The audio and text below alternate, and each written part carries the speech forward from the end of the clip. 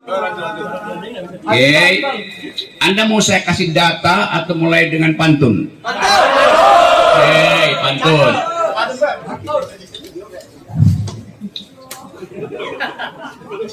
Pohon jati tumbuh di sawah.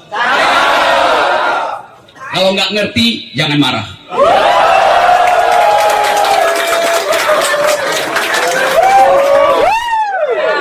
Oke, bahasa basi itu artinya bajingan sana, bajingan sini. Kopi Nuri artinya kopi nurani. Jadi kita ingin asuh Republik ini dengan nurani sambil melewati bajingan sana, bajingan sini. Nah itu. Oke.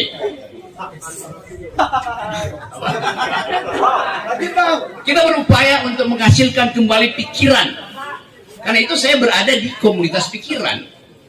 Kopi Nuri. Kopi artinya komunitas pikiran.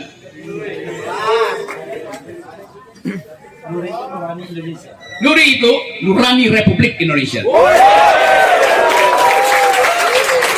Jadi mereka yang ingin ngopi dan ingin mengejar kicauan Nuri, sebaiknya masuk ke sini, nggak usah di luar. Oke, saya baca di situ. Yogyakarta, kota pelajar budaya bermartabat.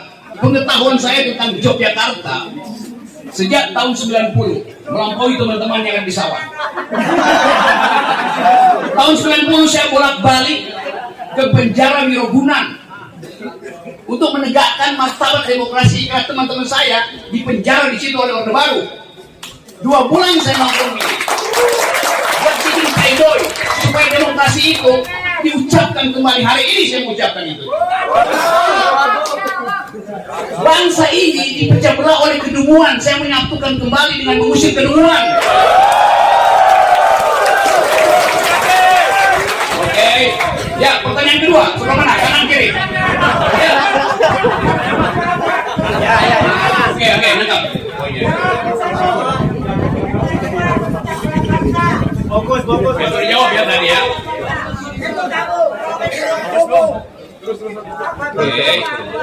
Memang saya mau memecah belah bangsa ini, yaitu bangsa yang berpikir dan yang tidak berpikir, mesti dipisahkan. Yang lain, oke, apa lagi? Sudah. Sekarang saya terangkan betapa korupsi itu menghina akal pikiran, sehingga ada tadi data diterangkan oleh Refli Harun bahwa 4 orang Indonesia menguasai kekayaan 50% negeri ini, sehingga kita jadi miskin, sehingga kalian yang ada di sawah juga jadi miskin. Itu masalahnya. Kami miskin punya pikiran. Nah justru itu ini ya. Nah, saya ingin ada pikiran dan tidak miskin. Gak ada gunanya miskin. Jadi saya ingin miskin dengan pikiran. Lebih bagus punya pikiran tidak miskin. Karena itu kita mau bongkar penyebab kita miskin, termasuk kalian adalah korupsi. Oke? Nah, ada bagus ya. Saya mulai dengan kemarin saya ada di DPR. DPR hendak membuat pansus tentang BLBI. Ya ini barusan nih, pansus BLBI itu data tuh. Ada 600 triliun. Ada 600 triliun APBN yang harusnya merupakan hak kalian yang di sawah, tapi tidak bisa diambil negara karena dirampok oleh BLBI. Data itu satu, oke? Dapat ya poin, oke? Nah karena itu,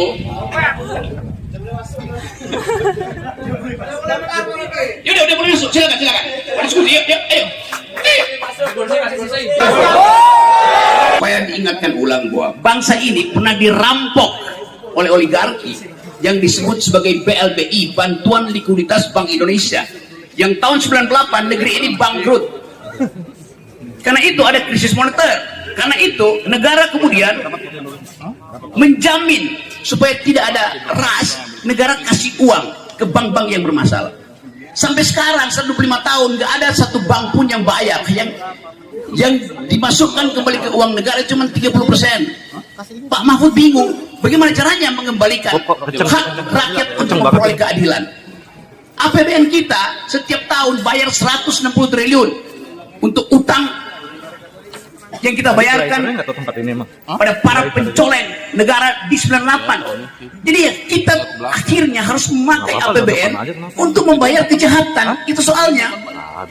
Jadi kalau teman-teman termasuk yang marah pada saya mau dengarkan saya, Anda pasti akan kaget bahwa hak Anda itu dikebiri melalui APBN. Jadi Anda jangan marah pada saya, marah pada APBN. APBN itu hak teman-teman. Jadi sekali lagi, soal korupsi itu bekas dari 98, dari zaman Orde Baru masih ada sampai sekarang. Nah, kita ingin agar supaya mahasiswa ikut campur dalam upaya pemberantasan korupsi dengan menegakkan moral. Itu aja intinya tuh.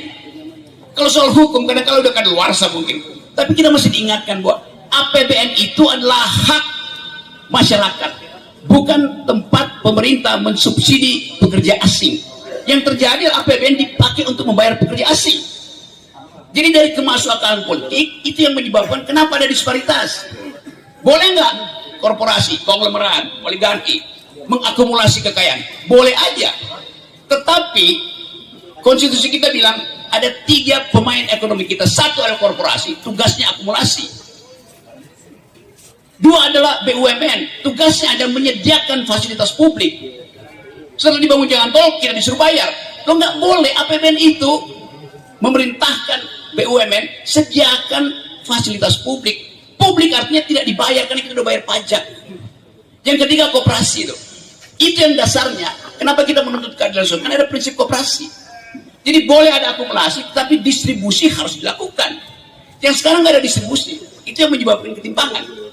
Jadi protes saya, protes Refli Harun, protes Saud, protes semua orang, protes mahasiswa, dimaksudkan untuk memulihkan kembali hak kesejahteraan rakyat. Jadi kalau kalian ganggu saya, artinya kalian nggak mau saya membantu kalian untuk memperoleh hak kesejahteraan kalian. Itu dungunya di situ. Ajaib, orang yang mengucapkan pikiran dihalangi oleh partai. Pada isu hari ini, demokrasi yang disebut demokrasi, kalau ada partai oposisi, faktanya partai itu tidak ada. Apa akibatnya? Informasi itu dikendalikan secara sepihak oleh negara. Siapa yang nggak menghendaki oposisi? Masuk UGM, rakyat Jogja. Rakyat Jogja terkenal dengan karakter oposisi. Kalau dia nggak setuju dengan kebijakan raja, dia lakukan PP. PP itu ada fasilitas kebudayaan Jawa untuk memprotes kebijakan raja. PP itu apa? Diam di depan istana raja, bukan ngamuk.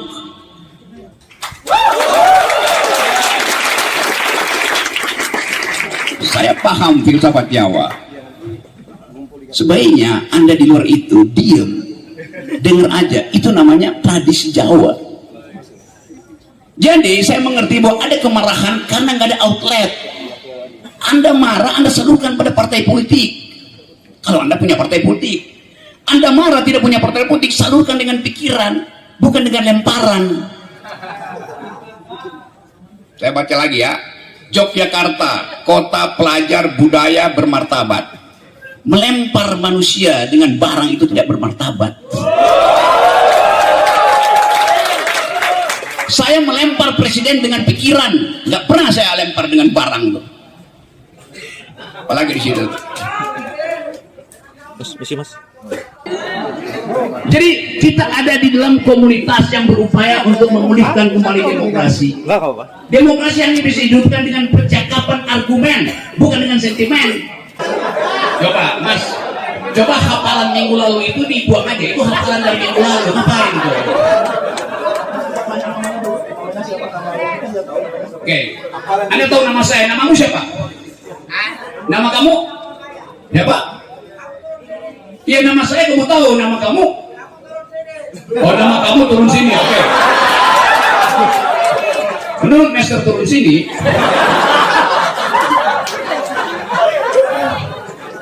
Oke, saya balik lagi ya pada isu tadi. Kita ingin pemilu nanti itu menghasilkan radical break. Tadi istilah radikal dipakai. Pemutusan secara radikal dengan tradisi-tradisi yang sifatnya feodalistik, yang anti kritik, dengan tradisi-tradisi yang anti keadilan sosial. Negeri ini diasuh dengan prinsip sosialistis, bukan kapitalistis. Orang Ya, pertanyaannya? Pak Tusa, bedakan mana kritik dan mana itu lancar.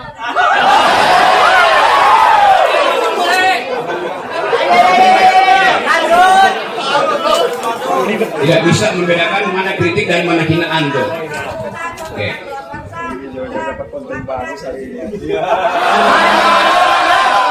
Oke, saya kutip.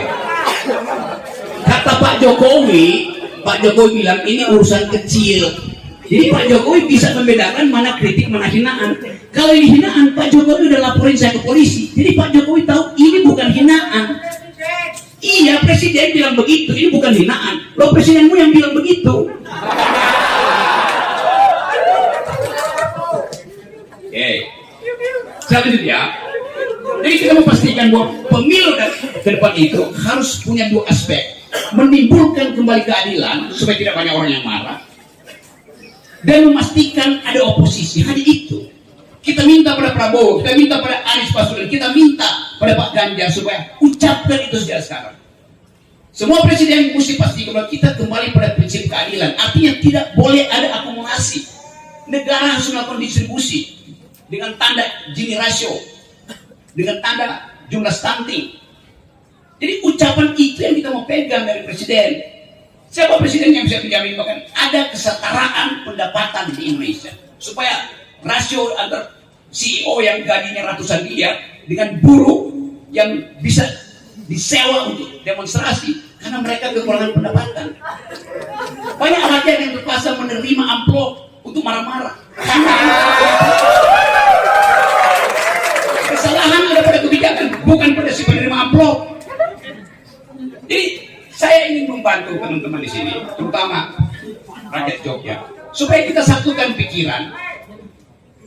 Tolak dan usir Rocky Gerung, tolak dan usir pekerja asing yang merampok hak rakyat Jogja. Itu yang benar.